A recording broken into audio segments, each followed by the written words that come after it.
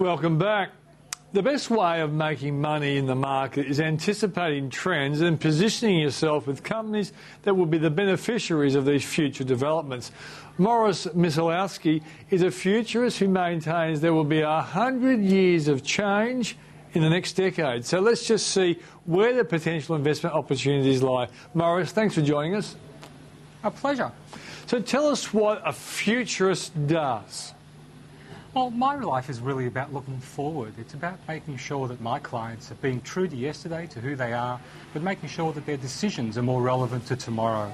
It's all about producing provocative, insightful looks ahead, looking at the trends, looking at new technologies, looking at evolving culture, really thinking about the way the world's going to evolve so that they can then put their products and services in place ready for you and I when we come to them as consumers. OK, Morris, to prove that you are a brilliant futurist, what were you talking about, say, 7 or 10 years ago? Do you know, 7 or 10 years ago, I was trying to convince people that this fad called social media was something that was going to stick around and be important to business. It was the notion that we were going to switch our lives off the fixed computer that we had at the wall and move it into a mobile device. It was really about the things that you and I now take for granted as being part of our everyday life that haven't been around for all that long, but seem as if they've always been here.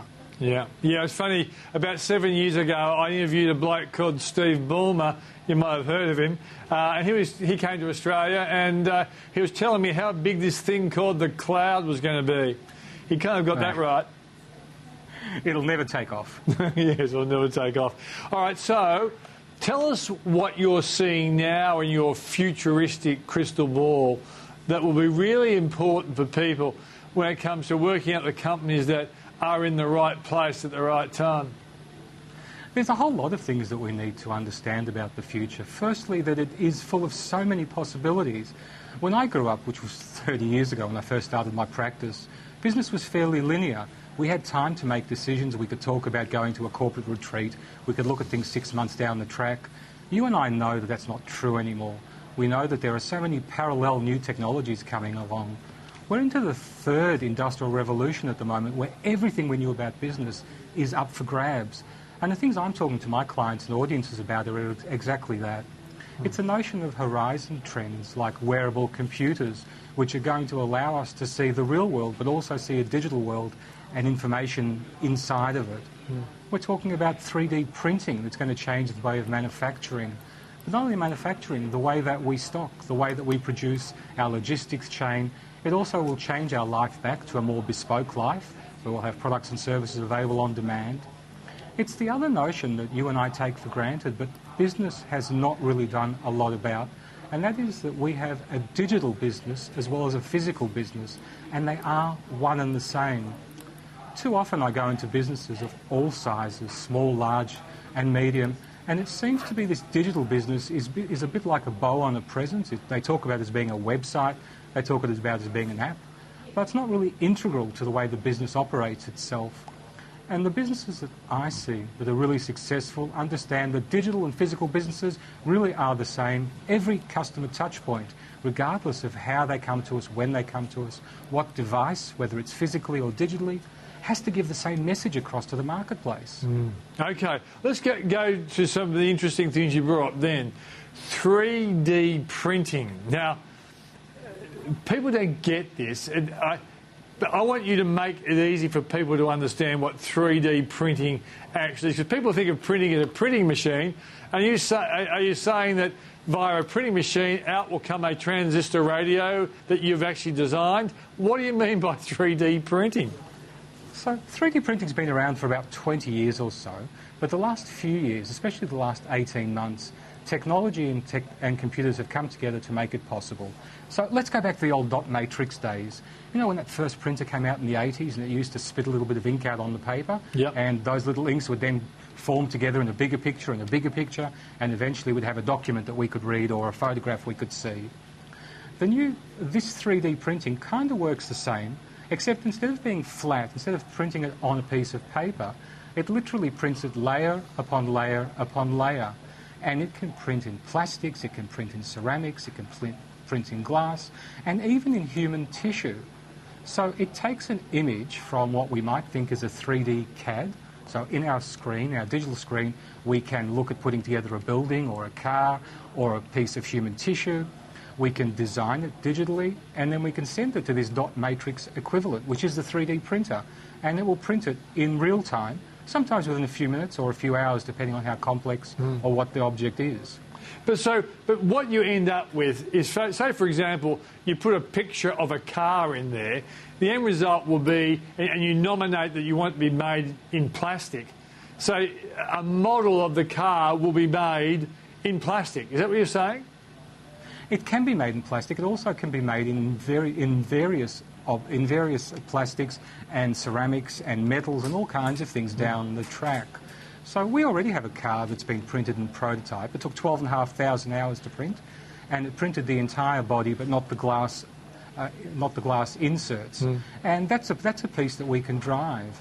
Most of our car manufacturers now actually go to 3D printing as prototypes. They don't build an object anymore, they actually print it. And they also do the same with our aeroplanes and with all kinds of transport. It's far cheaper and far easier to 3D print an object than to build it and to test it and then to go back and rebuild and retest. So obviously the printing machine for a car has to be pretty damn big. It does. It does have to be big. It can make components, but we're also getting into really huge 3D printers. A couple of weeks ago I had a look at a prototype of a printer that will 3D print a home. And it works on a gantry principle, you know, like the old shipping yards, where they have the huge cranes that go up and down, and they pick up a big container. It works on a similar basis, that the 3D printer is actually housed on this gantry, and it runs up and down the property length and builds the home. So it builds the walls, builds the glass, all the internal elements of it, piece by piece. Now again, this is prototype. We're 5 to 10 years away from seeing it possibly in reality. But you're right, these printers can get very, very large or very small. The size really is determined by the object that they're printing. Yeah, okay. Now you talked about how businesses have to become not a physical business with a website added on, a digital function added on. It has to be an integrated operation, and I guess what you're saying is, you know, if you're for example in a magazine game like I am, you're selling not just only in the physical magazine, you're selling on the website, you're selling on an app, you're selling on Facebook, but the whole thing is just one big marketing channel. And that's exactly what it is. We have to stop talking about it as if they're working in silos. We all run a business that's cohesive and consistent. None of us are going to turn away customers. So why are we turning them away when they want to get to us at 2 in the morning and they're looking at a digital device by only having a little website with a couple of words in it? We should have robust digital presences, robust physical presences, and they should all be congruent. They should all be the same. What you and I want to do in business is make sure our cash register rings all the time. And that's what this new space lets us do. We're too worried about this silo effect of, is it digital? Is it physical? Let the customer work that out, but make sure that we have the product or the service available to them in the various spaces so that whenever they want it, they can come and make contact with us. Okay, one last thing. Is there a company now, either here or around the world, where you think they really are nailing it and therefore is positioned well for the future? There are lots of them, but let's use the biggest brand. I talk a lot about Google, not because of what we know of them, but because they're very forward-thinking. You know, I always talk about listening to yesterday, speak to tomorrow. If you want to know what tomorrow's landscape looks like, look at what Google's currently buying into. They've bought things like robotics companies. They've bought Nest, which is a home thermostat that allows you to go into your home digitally and change the temperature. They're looking at Google Glass. They're into health. They're into wearables. What they understand is that the world is really about data. It's about information, zeros and ones. It's about transporting that efficiently. And they're looking at the spaces where that's most likely going to happen. And there's a model in that for all of our businesses. Really understand what the core is of what we offer. What is it that we do? Forget how we do it. What do we do? And then let's go searching into tomorrow's landscape to figure out how that's best going to be done tomorrow rather than yesterday. Okay, mate. Thanks for joining us on the program. A pleasure. Look forward to talking to you again in the very near future. For sure, mate. After break, previous market darlings. High-tech stocks now seem to be on the nose in the USA.